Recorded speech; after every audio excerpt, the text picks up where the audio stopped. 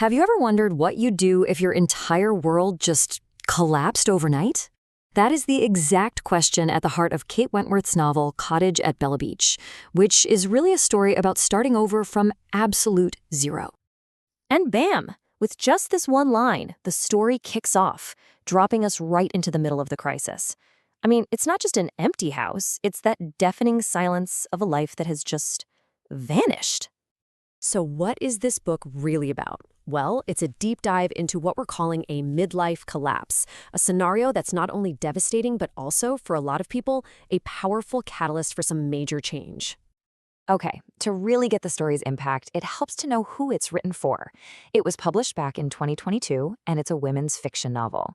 It's aimed squarely at women over 45 who might be navigating their own huge, earth-shattering life changes, like a divorce, an empty nest, or a complete midlife reset.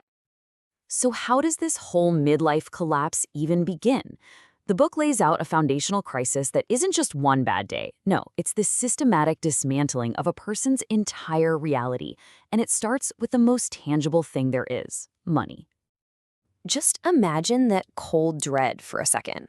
The main character, Emma, logs into her bank account, expecting to see her life savings. But there's nothing. Not a low balance. Zero. The absolute floor has just fallen out from under her.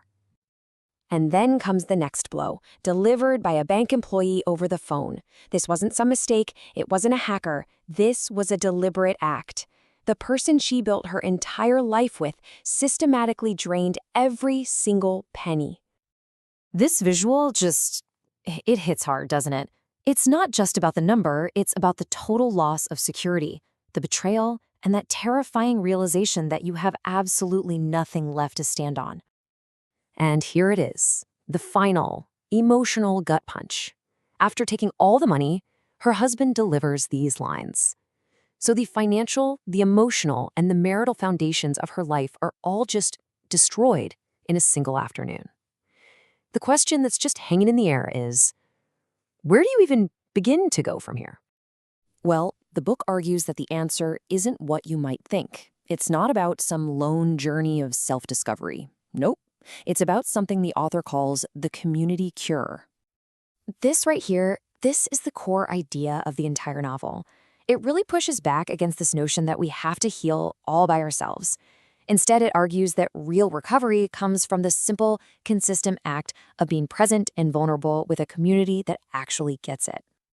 And this quote just captures that idea in action perfectly. Healing doesn't happen in a therapist's office or on some solo trip. In this book, it happens right here, around a kitchen table, surrounded by people who have their own stories of heartbreak and survival. The book actually calls this the kitchen table principle. The idea is that this space is almost sacred. It's where you can finally stop pretending everything's okay.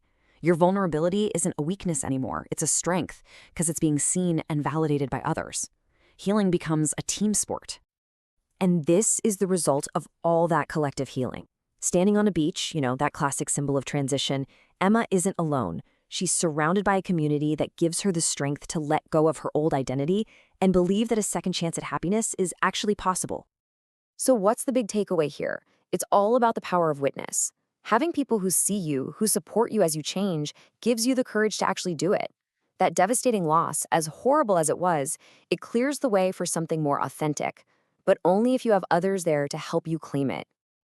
Now, what's cool is the book doesn't just give you a theory. It offers a practical blueprint for applying these ideas to your own life. So let's break down the actionable steps. All right, this blueprint has 3 parts. First, the kitchen table circle. Find a few people you trust and commit to sharing one real struggle. Create that safe space. Second, the salt air ritual. Find a nurturing place, your own version of the beach, to spend time in every day just to reflect. And third, make daily courage deposits. Take one small, concrete action every day that moves you forward, and then share it with your circle to stay accountable. All right, now for our analysis. We've gone through the story and the advice, but how does the book actually hold up, both as a piece of fiction and as a guide?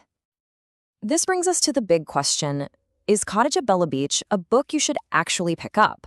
Well, to answer that, we've got to be honest about its high points and its shortcomings. Look, the book has some major strengths. The emotional journey feels incredibly real. The focus on community is such a refreshing change from those pull yourself up at your bootstrap stories, and the advice is genuinely practical. But on the flip side, it does have some weaknesses. The story leans on some predictable tropes you see a lot in women's fiction. The plot is pretty straightforward, and the supporting characters can sometimes feel more like archetypes than fully fleshed out people. So our final grade for Cottage at Bella Beach is a 6.8 out of 10, and here's why. It succeeds brilliantly as a comforting and practical guide for anyone navigating a massive life change. Its actionable steps are by far its strongest feature. However, its reliance on familiar story structures keeps it from being a truly great piece of literature. It's valuable, but for a very specific purpose. Now, if this whole theme of healing through community really resonates with you, we've got a couple of other recommendations you might want to check out. First up is The Beach House by Mary Alice Monroe, which also explores that whole healing in a coastal setting thing. And second, The Guernsey Literary and Potato Peel Pie Society, which is a historical novel that perfectly shows how a community built around sharing stories can heal even the deepest traumas. And that's our explainer on Cottage at Bella Beach. If you found this breakdown helpful, be sure to follow, share, and subscribe for more. Because, sometimes understanding the blueprint of a story can help us write our own.